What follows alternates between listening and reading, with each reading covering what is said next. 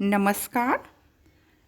मैं डॉक्टर नवनीत प्रिया शर्मा हिंदी साहित्य की इस कक्षा में आप सभी का हार्दिक स्वागत करती हूँ। प्रिय बच्चों, आज हम काव्य दोष के बारे में अध्ययन करेंगे। महाकवि तुलसीदास ने संपूर्ण संसार को गुण दोषमय कहा है। जिस प्रकार मनुष्य जीवन में गुण व्यक्तित्व को सुंदर और सार्थक बनाते हैं और किसी एक दोष के भी आ जाने पर संपूर्ण व्यक्तित्व ही दूषित हो जाता है, ठीक उसी तरह काव्य का जितना गुणयुक्त होना आवश्यक है उतना ही दोष मुक्त होना भी। कविता का अंतरंग एवं बाह्य दोनों ही रूपों को प्रभावशाली होना चाहिए। प्रिय बच्चों, अच्छी कविता वह है जिसमें व्यक्त भावों को पाठक या श्रोता बिना विशेष प्रयास के सुगमता से ग्रहण करने में सक्षम हो। जिस प्रकार दोष रहित सुस्वादु भोजन से मन तृप्त हो जाता है, उसी प्रकार दोष रहित रसपूर्ण काव्य से चित्त आह्लादित हो जाता है, प्रसन्न हो जाता है। काव्य दोष दरअसल मीठी रबड़ी में अचानक आ जाने वाले कंकड़ की तरह से हैं, जो कि काव्यानंद को नष्ट कर देते हैं। काव्य के मुख्यार्थ में बाधा उत्पन्न करने वाले तत्वों को आचार्यों ने काव्य दोष कहा है।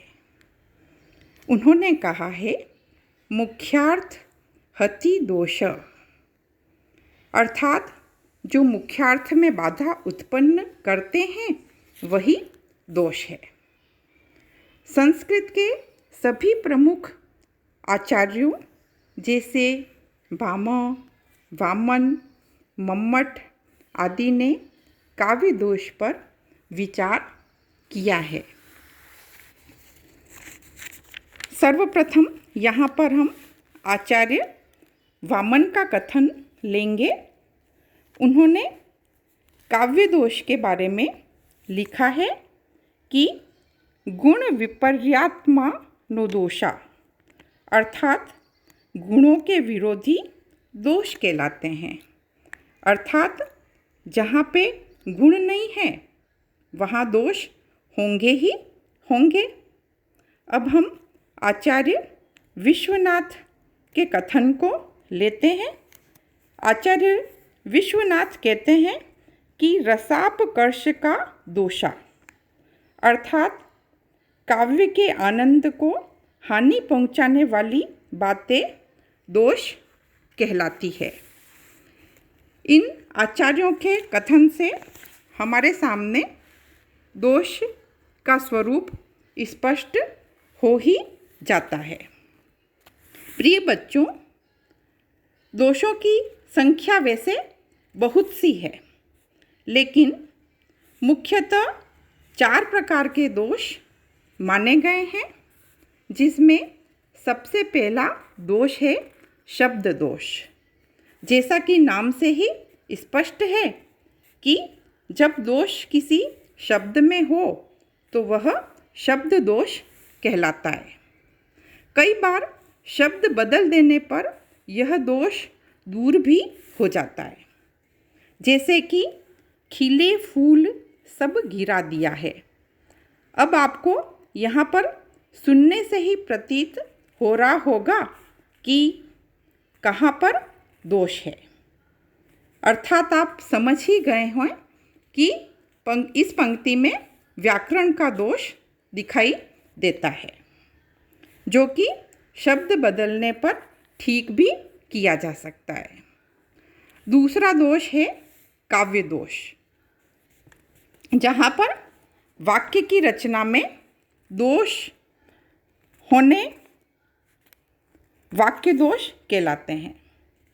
वाक्य रचना को बदल देने से यह दोष दूर हो जाता है, जैसे अमानुषी भूमि अवानरो करो। यहाँ कवि का अभिप्राय यह है कि सारी भूमि को अमानुषी अर्थात मनुष्य से हीन और अबानरी बंदरों से हीन कर दूंगा। पर यहाँ शब्द योजना ऐसी है कि अमानुषी भूमि को अवानरी अर्थात वानरों से हीन कर दूंगा। इसीलिए यहाँ शब्द योजना दूषित हो गई है। इसीलिए इससे यहाँ वाक्य भी अशुद्ध हो गया है। इसीलिए यह वाक्य दोष का एक उदाहरण कहलाता है। यहाँ पर भी यदि हम वाक्य को शुद्ध करेंगे तो वाक्य दोष दूर हो जाएगा। तीसरा दोष है अर्थ दोष। जो दोष अर्थ से संबंधित हो उसे अर्थ दोष कहा जाता है। अर्थ दोष शब्दों को बदल देने पर भी दूर नहीं होता है। जैसे कि दृश्य बड़ा था, चारु, मंजू, सुंदर, मनमोहन। यहाँ प्रयुक्त शब्दों जैसे मंजू, चारु, सुंदर, मनमोहन का अर्थ एक ही है। यहाँ अर्थ की पुनरुक्ति हुई है, अतः यहाँ पर पुनरुक्त दोष है। वैसे हम पुनरुक्ति को कभी कभी अलंकार भी मानते हैं, लेकिन यहाँ पर बहुत ज़्यादा पुनरुक्ति होने पर दोष उत्पन्न हो गया है। इन शब्दों को बदल देने से भी यहाँ पर यह दोष यथावत ही बना रहेगा। चौथा प्रकार है दोष का रस दोष, जो कि रस में बाधा उत्पन्न करता है, वह रस दोष कहलाता है। अब हम यहाँ पर कुछ जो प्रमुख दोष है उनके बारे में पढ़ेंगे। जैसे कि पहला दोष है च्युत संस्कृति दोष। जब व्याकरण विरुद्ध दोष हो उसे च्युत संस्कृति दोष कहा जाता है। जैसे कि आप जानते ही होंगे कि कभी कभी व्याकरण की दृष्टि से दूषित शब्द या शब्दों का प्रयोग कर लिया जाता है, तब वहाँ च्युत संस्कृति दोष माना जाता है। जैसे कि उमड़ते पड़ते सरवृंद थे। यहाँ पर उमड़ते पड़ते थे शब्द दूषित है। यहाँ पर उमड़े पड़ते थे होना चाहिए, इसीलिए यहाँ पर च्युत संस्कृति दोष है। दूसरा दोष है श्रुति कटुत्व दोष। जब सुनने में कभी कभी कटु, कड़वे, कठोर वचन आते हैं तो वहाँ श्रुति कटुत्व दोष होता है। जैसे कि एक उदाहरण मैं यहाँ पर देना चाहूँगी कि पावन पद वंदन करके प्रभु कब कार्तार्थ्य मिले मुझको। यहाँ पर अब जो कार्तार्थ्य शब्द है वह अलग ही प्रतीत हो रहा है और कर्णकटु भी है, इसीलिए यहाँ पर श्रुति कटुत्व दोष है। कवि को हमेशा ऐसे शब्दों से बचना चाहिए जिससे कि रसभंग न हो। तीसरा दोष है अप्रतित्व दोष। जब ऐसे शब्द का प्रयोग किया जाए जो उस अर्थ में किसी विशेष शास्त्र में ही प्रयुक्त होता हो, तब वह अप्रतित्व दोष होता है। जैसे कि हियतल बसी दुख देत हैं ये तेरे अनुभव। अब यहाँ पर अनुभव का जो अर्थ है उसका है चेष्टाएं, जबकि इस शब्द का अर्थ अलंकार शास्त्र में पारिभाषिक शब्दावली के रूप में रूढ़ है। जब हम पढ़ते हैं तब हम अनुभव शब्द को रूढ़ होने के कारण उसका अर्थ अच्छे से नहीं समझ पाते हैं, इसलिए यहाँ पर अप्रतित्व दोष माना गया है। अगला दोष है क्लिष्टत्व दोष। जब पद रचना, वाक्य रचना, शब्द संयोजन इतना कठिन हो कि उसका अर्थ सहज ही समझ में नहीं आता हो, उसे वहाँ क्लिष्टत्व दोष कहा जाता है। एक उदाहरण मैं यहाँ पर दूंगी जो कि बहुत ही प्रसिद्ध है कि सारंग ले सारंग चल्यो, सारंग पूगो आए, सारंग सारंग में दियो, सारंग सारंग माए। यहाँ सारंग शब्द कई बार आया है और हर बार इसका अर्थ अलग है। यहाँ हम क्रम में इसका अर्थ देखेंगे। पहले सारंग का अर्थ है घड़ा, दूसरे सारंग का अर्थ है सुंदरी, तीसरे सारंग का अर्थ है बादल, अगले सारंग का अर्थ है वस्त्र, अगले सारंग का अर्थ है घड़ा, अगले सारंग का अर्थ है सुंदरी और अंतिम सारंग का अर्थ है सरोवर। इसका अर्थ इस प्रकार होगा कि घड़ा लेकर सुंदरी चली, इतने में बादल घिर आए, वर्षा होने लगी। सुंदरी ने अपने वस्त्र घड़े में रख दिए और स्वयं पानी में चली गई। अब यहाँ पर जब हम बहुत मेहनत करते हैं तब जाकर के यहाँ अर्थ स्पष्ट होता है, इसलिए यहाँ पर क्लिष्टत्व दोष है। अगला दोष है ग्राम्यत्व दोष।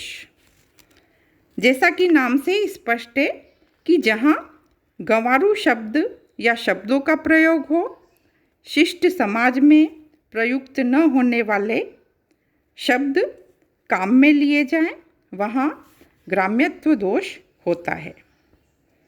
जैसे कि कैसे कहते हो तुम द्वार पर, फिर से कभी न आऊं। यहाँ द्वार शब्द ग्रामीण बोलचाल का है, अतः यहाँ ग्राम्यत्व दोष है। अगला दोष है अश्लीलत्व दोष। जब ऐसे शब्दों का प्रयोग किया जाए जो शीलवान न हो, जो लज्जाजनक हो, जो जुगुप्सा पैदा करते हों, वहीं पर यह दोष होता है। इस दोष में कभी कभी शब्द या वाक्य द्विअर्थी भी हो जाते हैं। इसका एक उदाहरण इस प्रकार है कि रावण के दरबार में स्थित अंगद का पाद। यहाँ पर पाद शब्द जो प्रयुक्त हुआ है वह जुगुप्सा सूचक है। पाद का एक अर्थ पैर है और व्यंग्यार्थ अगर यदि हम ग्रहण करेंगे तो वह अपान वायु हो जाएगा, इसीलिए यहाँ पर अश्लीलत्व दोष है। अगला दोष है न्यून पदत्व दोष। जब किसी वाक्य में अर्थ ज्ञान के लिए आवश्यक होने पर भी किसी शब्द का प्रयोग न किया जाए तो आवश्यक शब्द की न्यूनता, कमी के कारण न्यून पदत्व दोष होता है। उदाहरण के लिए पानी, पावक, पवन, प्रभु, ज्यों असाधु त्यों साधु। यहाँ जल, अग्नि, वायु और राजा जैसे बुरे के साथ वैसे ही भले के साथ व्यवहार करते हैं। यहाँ असाधु एवं साधु के आगे प्रति या साथ जैसा कोई अर्थवाचक शब्द समझने के लिए अपेक्षित है, पर यहाँ वह शब्द है ही नहीं, अतः न्यून पदत्व दोष है। इसी तरह का एक दोष और होता है और वह है अधिक पदत्व दोष। जब वाक्य में आवश्यकता से अधिक शब्द या शब्दों का निरर्थक प्रयोग किया जाए तब अधिक पदत्व दोष होता है। अपेक्षा से अधिक शब्दों के होने से उक्त दोष माना गया है।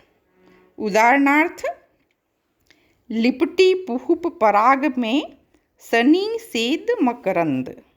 यहाँ पुहुप शब्द अधिक है क्योंकि पराग तो पुहुप का ही होता है, अतः यहाँ अधिक पदत्व दोष है। अगला दोष है अक्रमत्व दोष। जब वाक्य में शब्द का क्रम वाक्य रचना की दृष्टि से दूषित या अनुचित हो तब अक्रमत्व दोष होता है। जैसे कि घंटों लेके जननी हरि को गोद में बैठती थी। यहाँ जननी हरि शब्द जननी के पूर्व होना चाहिए, इसलिए यहाँ पर अक्रमत्व दोष है। अगला दोष है दुष्क्रमत्व दोष। जब क्रम शास्त्र अथवा लोक की दृष्टि से दूषित या अनुचित हो वहाँ दुष्क्रमत्व दोष होता है। जैसे कि एक उदाहरण है कि मारुत नंदन मारुत को मन को खगराज को वेग लजायो। खगराज गरुड़ को कहते हैं, तो गरुड़ का वेग मारुत अर्थात पवन से अधिक पर मन से कम होता है, अतः खगराज का उल्लेख मन के पूर्व होना चाहिए, इसीलिए यहाँ पर दुष्क्रमत्व दोष है। अगला दोष है पुनरुक्त दोष। जब अर्थ की पुनरुक्ति हो अर्थात जब वही बात दूसरे शब्दों में फिर कही जाए तब पुनरुक्ति दोष होता है। उदाहरण के लिए, मूर्छी परी सुधी नाही। मूर्छित होना और शुद्ध नहीं रहना दोनों का एक ही अर्थ है, अतः यहाँ अर्थ की पुनरुक्ति होने से पुनरुक्ति दोष है। धन्यवाद।